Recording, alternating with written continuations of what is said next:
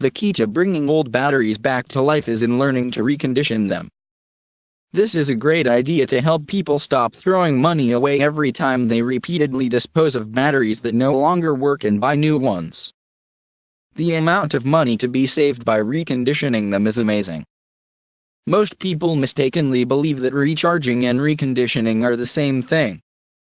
The difference lies in the fact that a reconditioned battery has its full capacity restored, while a recharged one simply allows it to function again for a short time. You will find that there is a whole range of methods to use to recondition a battery once you learn how.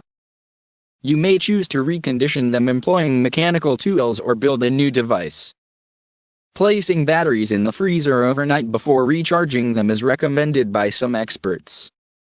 In order for this method to work, the process needs to be repeated approximately 3 times.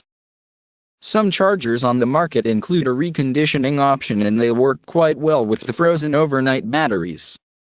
Anyone wanting to go the do-it-yourself route can simply buy a reconditioner, although there are many companies who will provide the service for you.